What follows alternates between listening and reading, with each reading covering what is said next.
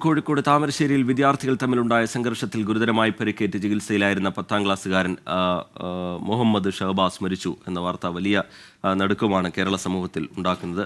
താമരശ്ശേരിയിൽ നിന്ന് വിവരങ്ങളുമായി മിഥില ബാലൻ ചേരുന്നുണ്ട്. മിഥില, ആ നാടിന് ഉൾക്കൊള്ളാൻ കഴിയുന്നതല്ല ആ വാർത്ത. ആ നാടിന് എന്ന് മാത്രമല്ല കേരളത്തിന് തന്നെ ഉൾക്കൊള്ളാൻ കഴിയുന്നതല്ല. അത്രയും വലിയൊരു നടുക്കം നമ്മളിൽ ആ വാർത്ത ഉണ്ടാക്കുന്നുണ്ട്. മുഹമ്മദ് ഷഹബാസ് പഠനത്തിൽ മിടുക്കനായിരുന്നു എന്ന് പറയുന്നുണ്ട് ചില വിദ്യാർത്ഥികൾ. അതുപോലെ ആ നാട്ടുകാരോടൊക്കെ സൗമ്യമായി ഇടപെട്ട് എല്ലാവരോടും നല്ല രീതിയിൽ സംസാരിച്ച് പോകുന്ന ഒരു മിടുക്കൻ പയ്യൻ.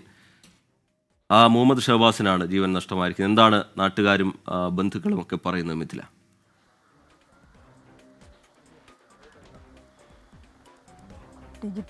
തീർച്ചയായും ദുഃഖം കെട്ടിനിൽക്കുന്ന ഒരു അന്തരീക്ഷം തന്നെയാണ് ഈ താമരശ്ശേരിയിലെ വീട്ടിലുള്ളത്.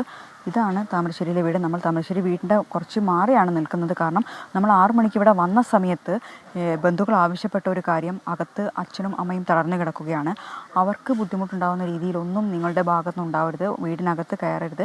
അതുപ്രകാരം നമ്മൾ 6 മണി മുതൽ തന്നെ വീടിൽ നിന്നും കുറച്ച് മാറി നിന്നുകൊണ്ട് തന്നെയാണ് ഈ വാർത്ത റിപ്പോർട്ട് ചെയ്തുകൊണ്ടിരിക്കുന്നത്. കുറച്ച് മുൻപ് ഷഹബാസിൻ്റെ സുഹൃത്തുക്കൾ ഇവിടെ എത്തിയിട്ടുണ്ടായിരുന്നു. മാത്രമല്ല ബന്ധുക്കളും അയൽക്കാരും ഒക്കെ ഇവിടെയുണ്ട്. ഇപ്പം നമുക്കറിയാം, എനിക്കൊപ്പം ഇവിടുത്തെ ഷഹബാസിനെ പറ്റി പറയാൻ വേണ്ടിയിട്ട് ഈ ഒരു അയൽക്കാരൻ ചേരുന്നുണ്ട്. നമുക്ക് അവരോട് തന്നെ ചോദിച്ചേക്കാം, എങ്ങനെയാണ് ഈ ഘട്ടത്തിൽ ഷഹബാസിനെ ഓർക്കുന്നത്? ഷഹബാസിനെ ഓർക്കുന്നത്, ഇവിടെ ഏറ്റവും നല്ല ഒരു ചെറുപ്പക്കാരന് ഇതുപോലെ ഒരു മക്കൾ ഈ നാട്ടിലില്ല എന്ന് തന്നെ പറയാം. അങ്ങനെയുള്ളൊരു മക്കൾക്ക് ഇവന് വന്നൊരു ദുരന്തം വേറൊരു മക്കൾക്കും ഒരാൾക്കും ഈ പ്രയാസവും ബുദ്ധിമുട്ടും ഉണ്ടാവരുതെന്നാണ് ഞങ്ങളുടെ അഭിപ്രായം. ഇവനെ സംബന്ധിച്ചിടത്തോളം ഒരു സാധാരണക്കാരന് എങ്ങനെ ഇപ്പം മക്കളെ പഠിപ്പിച്ചെടുക്കണമെന്നുള്ള ഏത് വാപ്പമാരുള്ള ഒരു ബുദ്ധിമുട്ടും പ്രയാസങ്ങളും, പഠിക്കാൻ വിട്ട മക്കൾക്ക് ഇങ്ങനത്തെ ഒരു ദുരന്തം ഒരു മക്കൾക്ക് എവിടെ ഉണ്ടാവരുത്. ഇതിന്മേൽ അവസാനിക്കണം. ഈ ഒരു മക്കളെ ഈ മരണത്തോട് കൂടിയിട്ട് ഇനിയൊരു മക്കൾക്കും ഇതുപോലത്തെ ഒരു പ്രയാസം ഒരു വീട്ടിലും ഇങ്ങനത്തെ ഒരു അനുഭവം ഉണ്ടാകാൻ പാടില്ല എന്നാണ് ഇവിടുത്തെ ഒരു. ഞങ്ങളിവിടെ വന്ന് ചോദിച്ച ആളുകളൊക്കെ പറഞ്ഞത് പഠിക്കാൻ മിടുക്കനാണെന്നാണ്. പഠിക്കാൻ ഇപ്പോഴത്തെ വളരെ പ്രയാസമുള്ളൊരു കുടുംബമാണ്. അപ്പോൾ അങ്ങനത്തെ ഒരു മക്കളെ പഠിപ്പിച്ചെടുക്കാനും അങ്ങനത്തെ ഒരു മക്കൾ പഠിക്കണമെന്നുള്ള ഒരു അവകാശവും ഒരു സാഹചര്യവും സന്തോഷവും ഉണ്ടാവുമല്ലോ. അങ്ങനത്തെ ഒരു മക്കളാണ് നമ്മൾ കണ്ടിടത്തോളം കേട്ടിടത്തോളം നമുക്ക് അനുഭവമുള്ളത്. അപ്പോൾ ഇതുപോലത്തെ ഒരു മക്കൾ ഇനിയും ഒരുപാട് ജീവിക്കണമെന്നുള്ള ആവശ്യവും കാര്യങ്ങളൊക്കെ ഉണ്ടാവില്ല. ഏത് മക്കൾക്കും ആഗ്രഹം ഉണ്ടാകുമല്ലോ. അതൊക്കെ ഇപ്പോൾ ഈ നാടിനും ഞങ്ങൾക്കൊക്കെ എല്ലാവർക്കും ഒരു പ്രയാസമുള്ള കാര്യമാണ്.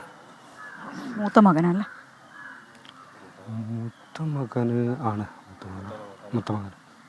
തീർച്ചയായും രജിത്ത്, ഇതാണ് ഇവിടുത്തെ ഒരു സാഹചര്യം എന്നത്.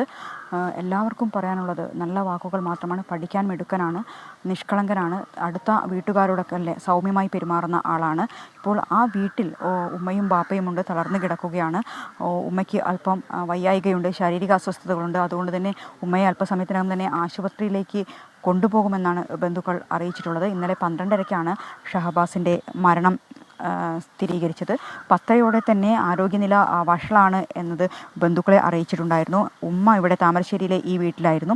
പിന്നീട് ഉമ്മയെ ഇവിടെ നിന്നും അങ്ങോട്ട് കൂട്ടിക്കൊണ്ടുപോയി ആ മകനെ ഒരു നോക്ക് കണ്ട് പിന്നീട് 12:30-ക്ക് ശേഷമാണ് ഇങ്ങോട്ട് ഈ ഒരു വീട്ടിലേക്ക് എത്തിയത്. ഇപ്പോൾ തളർന്ന് കിടപ്പുണ്ട് ഈ വീട്ടിനുള്ളിൽ.